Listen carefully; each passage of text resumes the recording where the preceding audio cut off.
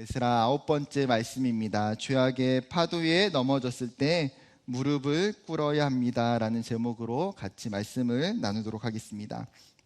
여러분, 오늘 말씀에 에스라서 9장의 이 사건의 시간적 배경은 언제일까요? 에스라 8장에 보게 되면요, 2차 포로귀환 공동체가 아하와 강가에 모여서 아닥사스다 왕 7년 첫째 달 12일에 이제 예루살렘을 향하여 출발합니다. 1400km가 넘는 긴 거리를 4달의 시간 동안 행군하고 또 행군해서 그들은 아닥사스다 왕 5째 달 초하루에 도착을 하게 됩니다. 그리고 오늘 읽은 에스라 9장과 마지막 에스라 10장은 같은 시간적인 배경 속에 놓여 있는데, 에스라 10장 9절에는 이렇게 이야기합니다. 유다와 베냐민 모든 사람들이 3일 내에 예루살렘에 모이니 때는 9째 달 20일이라. 무리가 하나님의 성전 앞 광장에 앉아서 이 일과 큰 비 때문에 떨고 있더니. 지금 시간이 흘러서 몇 월이 되었어요? 아닥사스다 왕 7년 9째 달이 되었다는 거예요. 여러분, 1절을 시작하면서 2일 후에라고 밝히고 있어요. 여러분, 2일 후에라는 것은 무엇입니까? 지금 2차 포로 귀환 공동체가 예루살렘에 도착해서 그 성전에 은과 금과 그릇들을 놓고 번제와 속죄제를 하나님 앞에 드리고 나서 아닥사스다 왕에게 받았던 그 조서를 강편 총독에게 바치고 난 후에, 그리고 나서 몇 개월의 시간이 지났어요? 5째 달에 도착했으니까 지금 9째 달이에요. 무려 4달의 시간이 지났어요. 여러분, 뿐만 아니라 2일 후에라는 표현은 다른 성경 번역본은 이렇게 번역합니다. 쉬운 성경은 이 모든 일이 이루어진 후에, 새 번역은 이러한 일들이 마친 후에, NASB는 이제 이러한 일들이 끝마쳤을 때에, 즉 어떤 계획과 목적이 성취된 상태라는 표현이에요. 지금 성경의 저자는 이 에스라 9장을 시작하면서 이 2차 포로 귀환 공동체가 지금 예루살렘에 와서 그 미션이 마무리되고 안정적으로 성공적으로 정착하고 있음을 이야기하고 싶은 거예요. 여러분, 포로귀환 공동체의 이 미션이 마무리될 때에 그들의 마음과 생각은 어떤 것일까요? 이제 하나님이 주시는 은혜가 있겠지, 하나님을 향한 기대와 소망의 마음들이 그들에게 가득했을 거예요. 그런데 그들의 예상과 달리 예기치 못한 일이 발생합니다. 오늘 방백들이, 정치 지도자들이 심각한 문제를 가지고 에스라에게 찾아와요. 어떤 문제입니까? 1절과 2절. 2일 후에 방백들이 내게 나와 이르되 이스라엘 백성과 제사장들과 레위 사람들이 이 땅 백성들에게서 떠나지 아니하고 가나안 사람들과 헷 사람들과 브리스 사람들과 여부스 사람들과 암몬 사람들과 모압 사람들과 애굽 사람들과 아모리 사람들의 가증한 일을 행하여 그들의 딸을 맞이하여 아내와 며느리로 삼아 거룩한 자손이 그 지방 사람들과 서로 섞이게 하는데 방백들과 고관들이 이 죄에 더욱 으뜸이 되었다 하는지라. 지금 1절과 2절은 그들의 죄악에 대해서 구체적으로 밝히고 있는데 두 가지예요. 첫 번째는 뭐라고 이야기합니까? 1절에 가증한 일을 행했다는 거예요. 여러분, 원어의 뜻은 혐오스러움, 구역질남이라는 의미예요. 여러분, 성경에서 어떠한 일이 하나님이 보실 때에 혐오스럽고 구역질나는 일일까요? 바로 하나님을 떠나서 이방의 우상을 숭배하는 그 일이 혐오스럽고 가증한 일이에요. 여러분, 성경을 보게 되면 이방의 신들을 아예 직접적으로 가증한 것이라고 표현하기도 합니다. 예를 들어서 암몬 자손의 가증한 것들, 시돈 사람의 가증한 아스타롯, 모압 자손의 가증한 그모스라고 성경이 기록하고 있어요. 즉 이방의 신들과 우상을 숭배하는 그 일이 가증한 일이라는 거예요. 다른 하나, 두 번째는 무엇입니까? 이방 민족과 결혼하는 문제예요. 지금 이스라엘 사람들이 포로귀환 공동체가 돌아와서 이방 사람들을 취하여 아내와 며느리로 삼았다는 거예요. 여러분, 하나님은 율법에서 이방 사람들과 결혼하는 것을 금지하셨어요. 그렇다면 왜 이방 민족들과 결혼하는 것이 문제가 될까요? 출애굽기와 신명기 말씀은 이렇게 기록합니다. 34장 16절, 또 내가 그들의 딸들을 내 아들들의 아내로 삼음으로 그들의 딸들이 그들의 신들을 음란하게 섬기며 내 아들에게 그들의 신들을 음란하게 섬기게 할까 함이니라. 신명기 말씀, 또 그들과 혼인하지 말지니 내 딸을 그들의 아들에게 주지 말 것이요 그들의 딸도 내 며느리로 삼지 말 것은 그가 내 아들을 유혹하여 그가 여호와를 떠나고 다른 신들을 섬기게 하므로 여호와께서 너희에게 진노하사 갑자기 너희를 멸하실 것임이니라. 즉 무슨 말입니까? 이방의 아내와 남편으로 말미암아 너희가 하나님을 떠나서 우상을 섬길 수 있다는 거예요.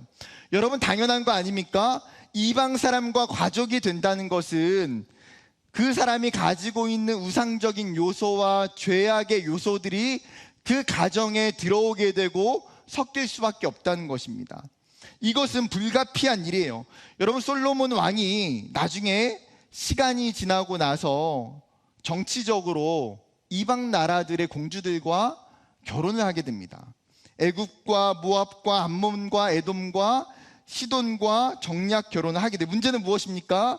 솔로몬이 그 공주들을 위해서 예루살렘에 있는 앞산에 이방의 산당들을 다 지어주더라는 거예요. 여러분, 북이스라엘의 아합 왕은 어떻습니까? 그는 이방의 여인이었던 이세벨을 배우자로 맞이했습니다. 이세벨의 영향으로 말미암아 아합은 어때요? 하나님을 떠나서 바알과 아세라 신을 더 적극적으로 섬기게 돼요. 즉 이방 민족과의 결혼은 신앙의 문제와 직결되는 일이라는 거예요. 야훼 신앙의 정체성을 상실하고 영적인 혼합주의로 말미암아 이스라엘의 그 선민 사상, 선민 공동체가 파괴될 수밖에 없다라는 거예요. 여러분, 1차 포로귀환 공동체가 돌아온 이후에 지금 이러한 일들이 비일비재하게 나타나고 있다는 거예요. 너무나 아이러니하지 않습니까? 이스라엘 백성들이 지금 아수르와 바벨론과 페르시아에 70년 동안 포로 생활을 했던 그 징계의 이유가 무엇이에요? 너희가 여호와 하나님을 떠나서 이방의 우상들을 섬겼기 때문에. 여러분, 그들이 징계받았던 그 근원적인 뿌리는 출애굽했던 이스라엘이 가나안에 들어갈 때에 가나안의 7 족속을 진멸하지 않았기 때문이에요. 사사기를 보면 처음에 그들이 힘이 없어서 어쩔 수 없이 가나안 땅에 공존하고 살았어요. 근데 끊임없이 전쟁을 하면서 어떻게 합니까? 이스라엘 백성이 더 힘이 강해져요. 그들은 충분히 가나안 땅에 살고 있는 7 족속들을 무찔렀어요. 그런데 성경이 어떻게 이야기합니까? 이제는 이스라엘이 그들을 물리치는 것이 아니라 그들을 노예로 삼아서 가나안 땅에 머물러 살게 했다고 기록하고 있어요. 결국 하나님의 명령을 어기고 가나안에 있는 족속들을 남겨둔 것이 그들의 발목을 잡게 돼요. 이 치명적인 실수가 영적인 파멸로 이끌어가게 되더라는 거예요. 여러분, 오늘 에스라 9장을 시작하면서 1절을 다시 보게 되면요, 하나님은 의도적으로 이방 민족들의 이름을 기록하고 있어요. 여러분, 그 이방 민족들의 이름을 쭉 읽어 내려가다 보면 어떤 느낌이 납니까? 과거의 한 사건과 정확히 오버랩되는 것을 보게 돼요. 어떤 사건이에요? 가나안에 있었던 7 족속의 이야기. 여러분, 표를 보게 되면 왼쪽에는 모세와 여호수아 시대에 가나안에 살고 있었던 7 족속의 이름들입니다. 그런데 오른쪽에 보게 되면 오늘 1절에 이야기하고 있는 에스라 시대의 8 민족들의 이름들이 기록되고 있어요.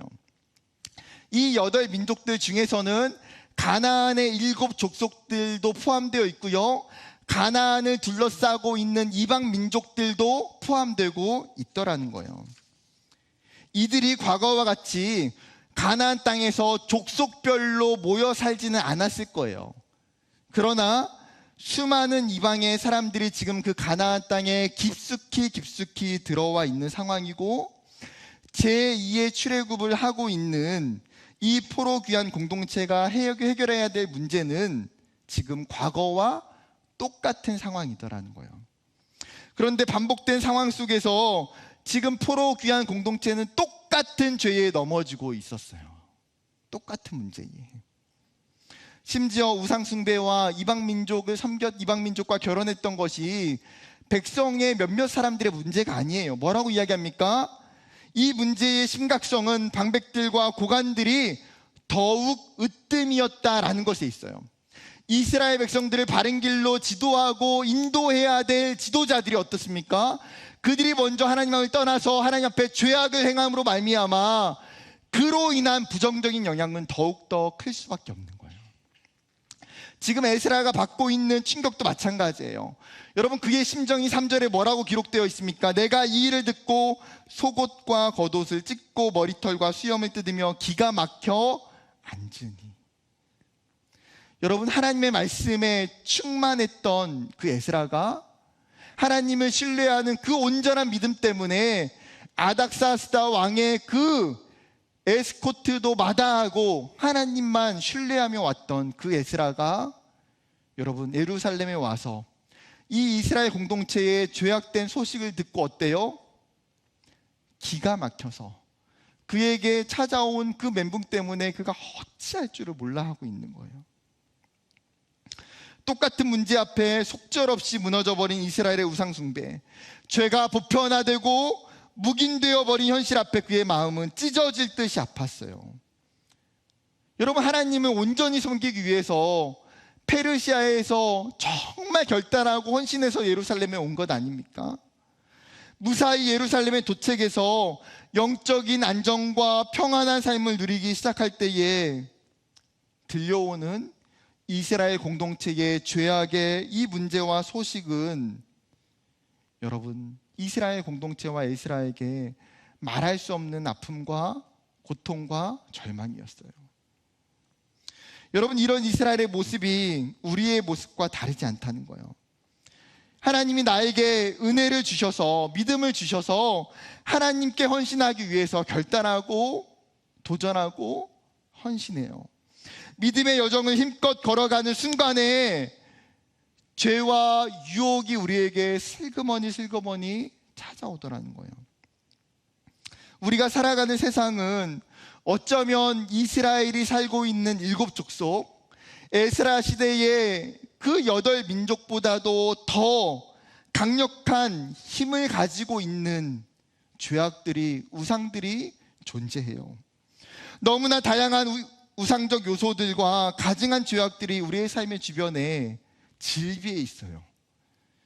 여러분, 그렇기 때문에 이스라엘이 행했던 우상숭배가 지금 우리가 살고 있는 이 시대 가운데에 어떤 모습으로 무엇으로 나타나고 있는지, 나에게 어떻게 임하고 있는지를 우리는 철저하게 깨닫고 또 깨달아야 된다는 거예요.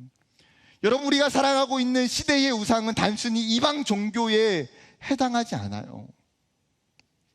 오히려 다양한 형태로 그 얼굴을 바꾸어서 여러분에게 찾아옵니다.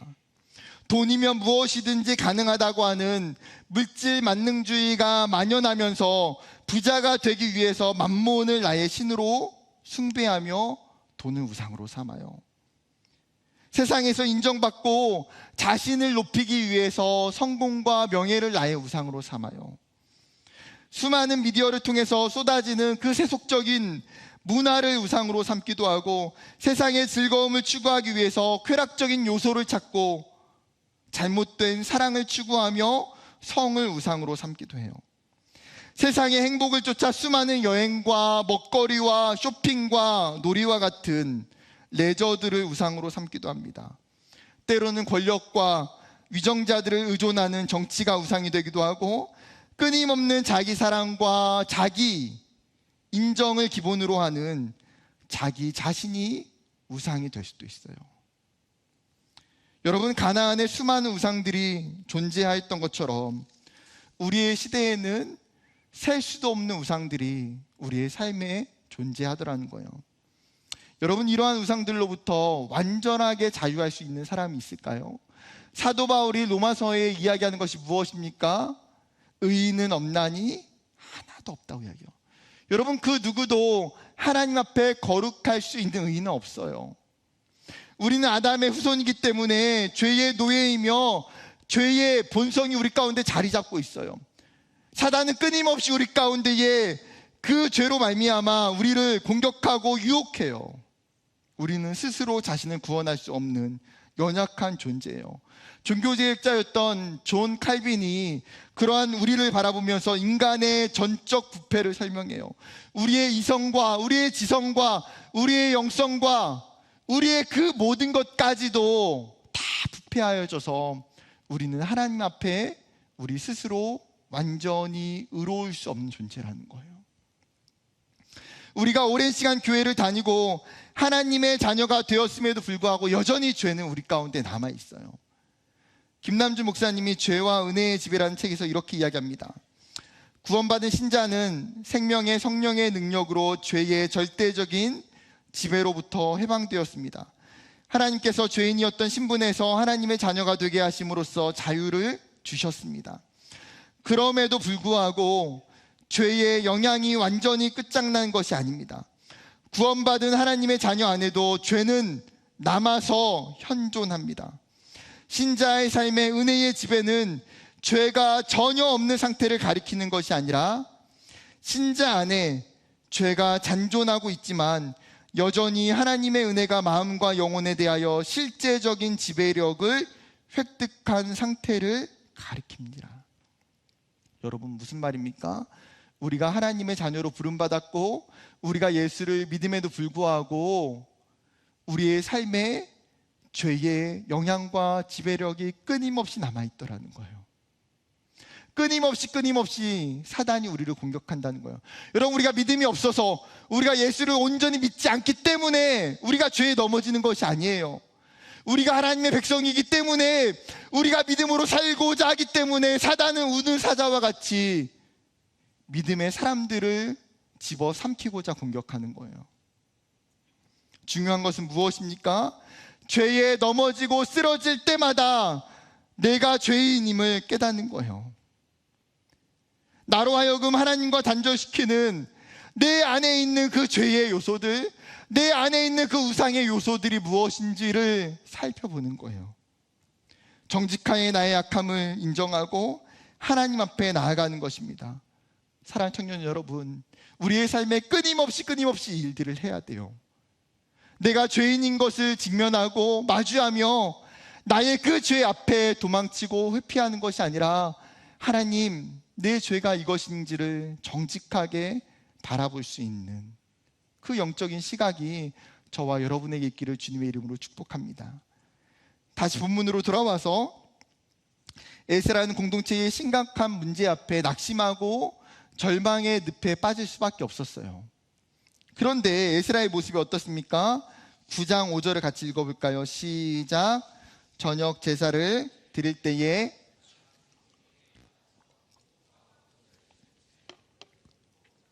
하나님 여호와를 향하여 손을 들고, 그는 절망과 낙심 가운데에 낭망에 있는 것이 아니라 다시 일어나요.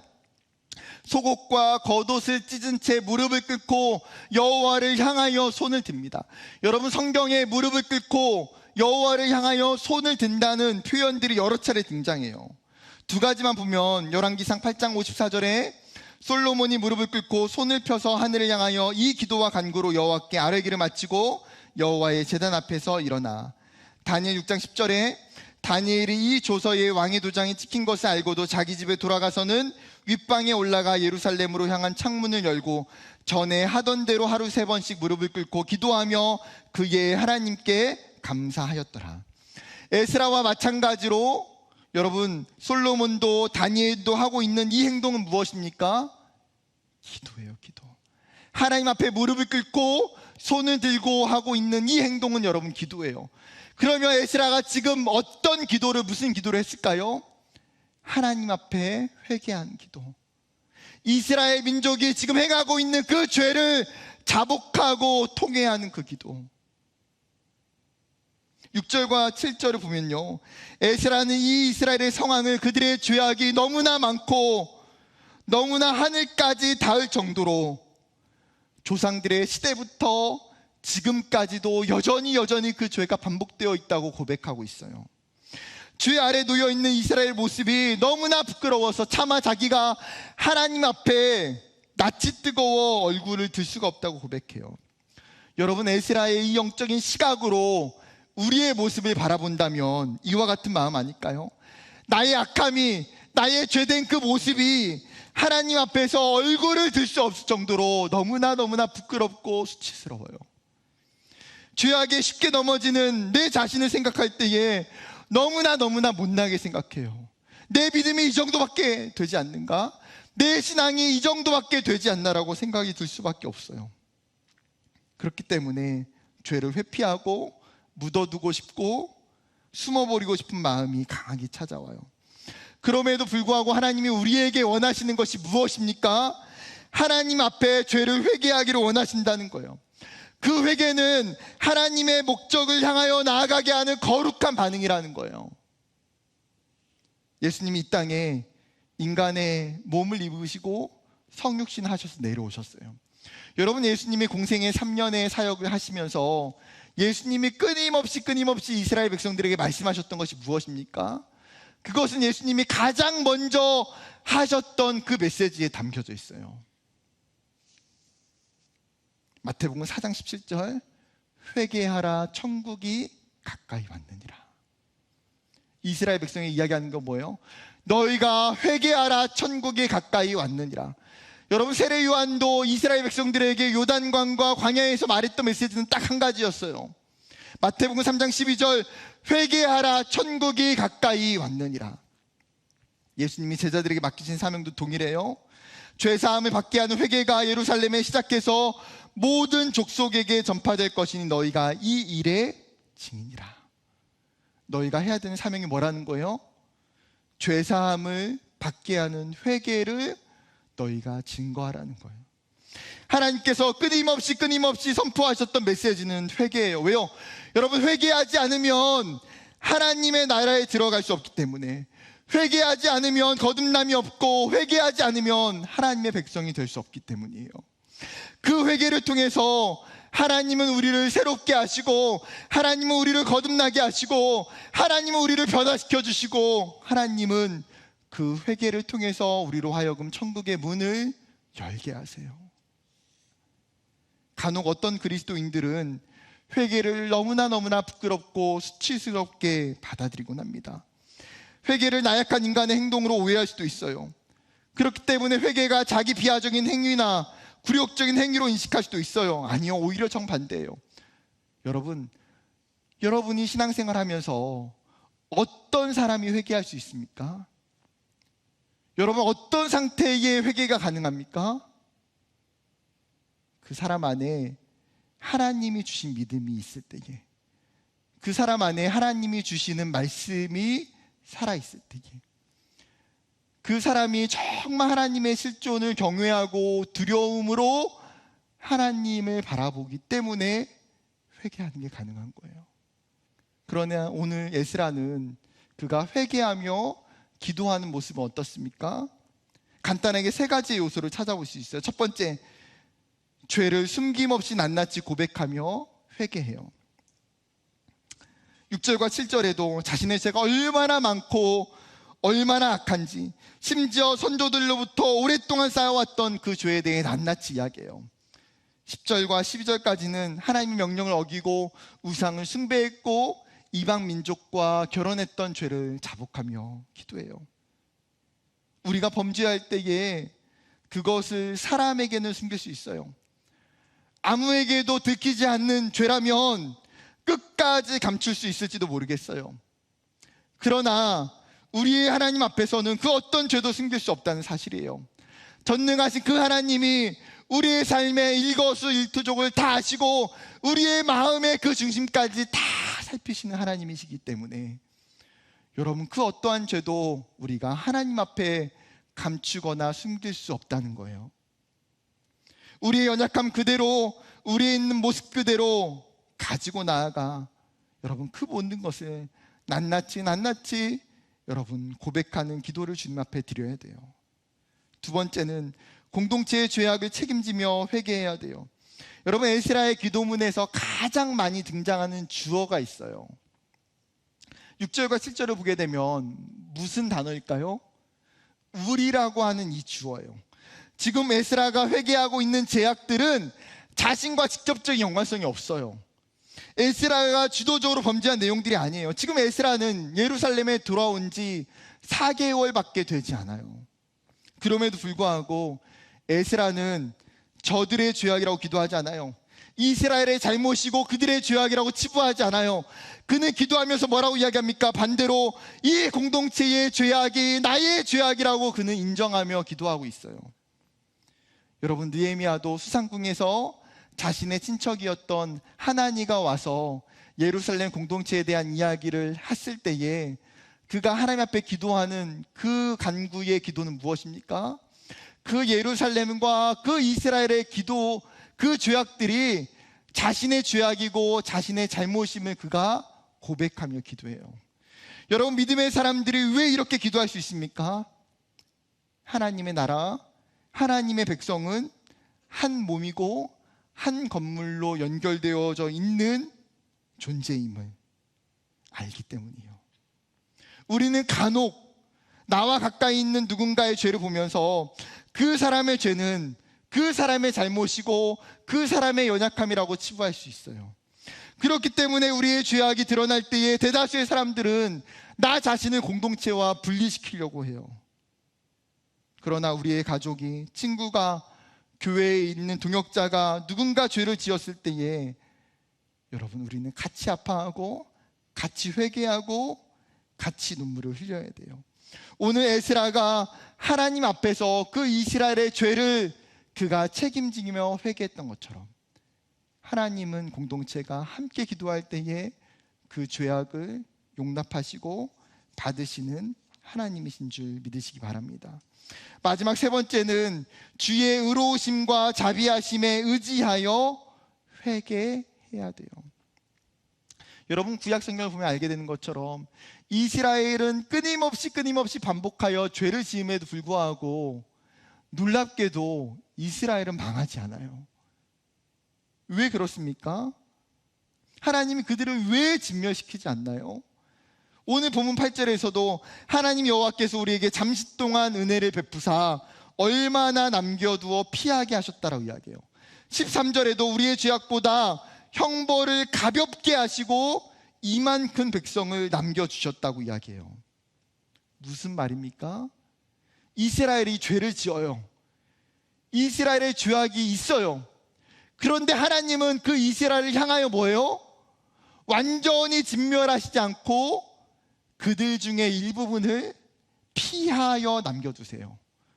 하나님의 그 사랑과 의로우심 가운데 그들을 보호하시고 그들을 지키시고 그들을 감싸 안아주신다는 거예요.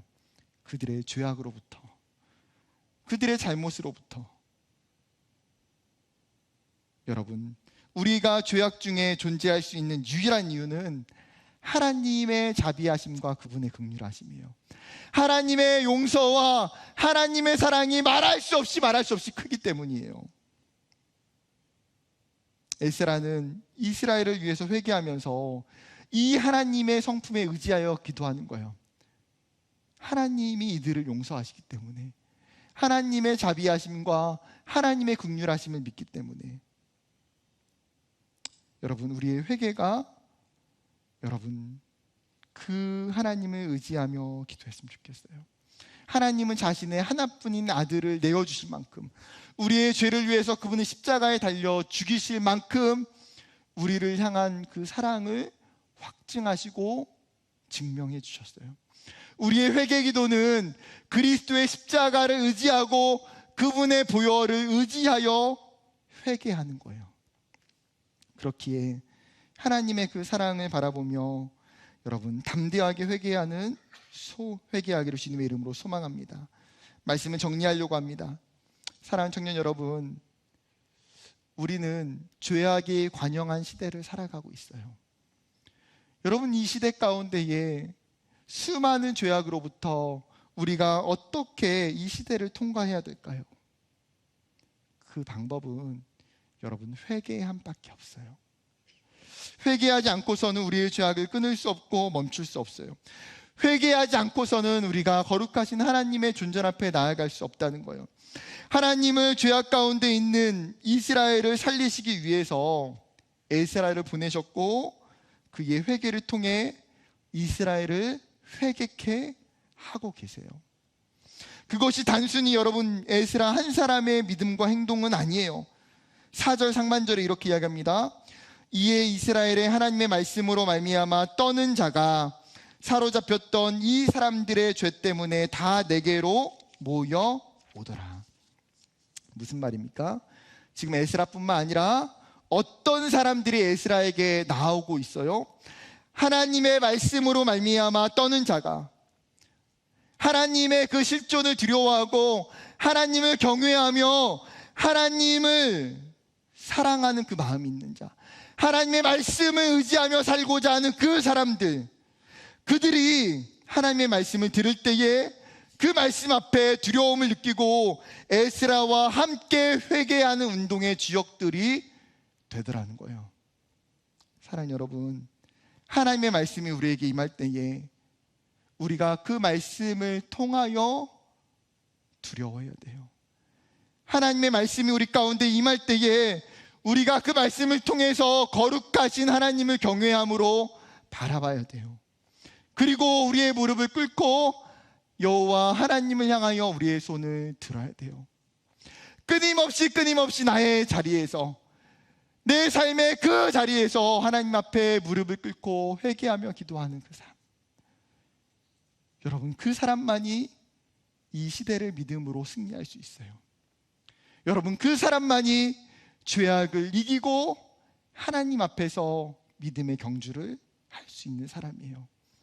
여러분, 우리의 공동체가, 우리의 청년들이 우리의 죄를 부끄러워하지 않고 하나님 앞에 회개하며 정말 기도할 수 있는 그런 공동체와 청년들이 되기를 주님의 이름으로 축복합니다.